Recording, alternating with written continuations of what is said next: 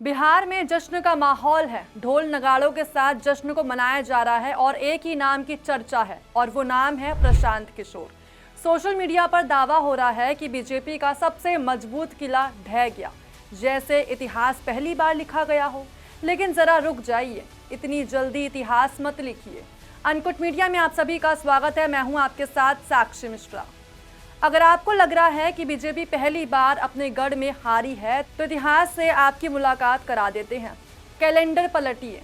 साल 2018, जगह गोरखपुर। मुख्यमंत्री बनने के बाद योगी आदित्यनाथ ने लोकसभा सीट छोड़ी और उपचुनाव हुआ। बीजेपी को पूरा भरोसा था कि गढ़ बच जाएगा, लेकिन समाजवादी पार्टी के उम्मीदवार प्रवीण निषाद ने बीजेपी के उपेंद्र दत्त शुक्ल को 21,881 वोटों से हरा दिया। उस दिन भी पूरे देश में एक ही लाइन गूंज रही थी, बीजेपी का किला ढह गया। आज वही लाइन फिर से सुनाई दे रही है, बस पता बदल गया है।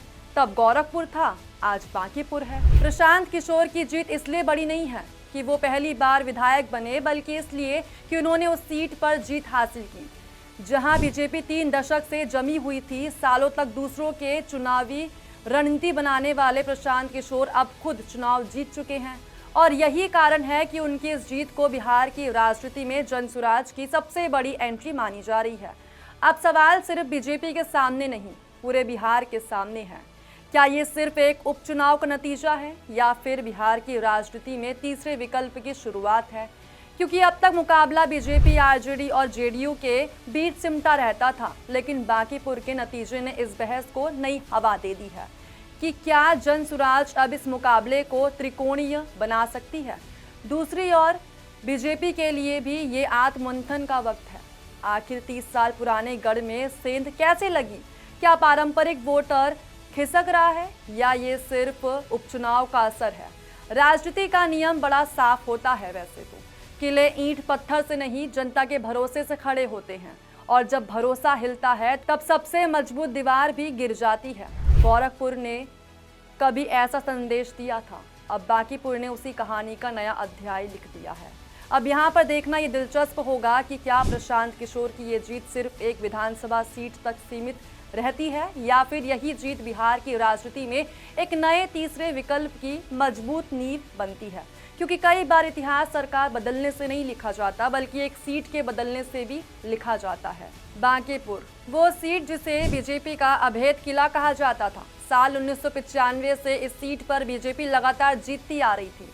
ये सीट बीजेपी के वरिष्ठ नेता और पूर्व प्रदेश अध्यक्ष नितिन नवीन का गढ़ मानी जाती रही है। उनके इस्तीफे के बाद हुए उपचुनाव में बीजेपी ने एक बार फिर जीत का दावा किया था, लेकिन इस बार मैदान में उतरे चुनावी रणनीतिकार से नेता बने प्रशांत किशोर और नतीजा आया तो पूरा राजनीतिक गणित बदल गया।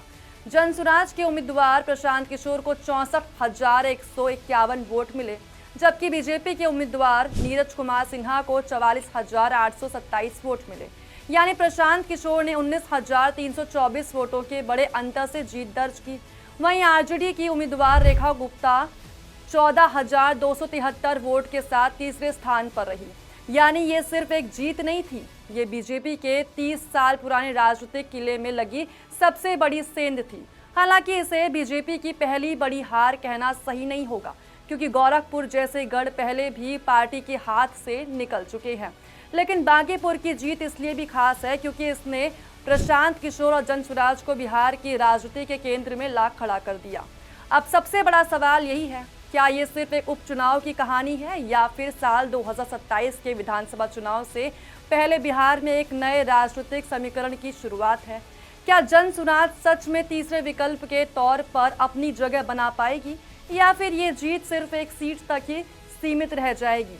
खैर, इन सवालों का जवाब आने वाला समय ही बताएगा, लेकिन इतना तो तय है कि बांकीपुर के नतीजे ने बिहार की राजनीति में एक नई बहस को छेड़ दिया है और राजनीति में कई बार इतिहास सरकार बदलने से नहीं होते, बल्कि एक सीट का संदेश पूरे चुनाव की दिशा बदल देता है। आप लोगों को क्या लगता है, कमेंट करके जरूर बताइएगा।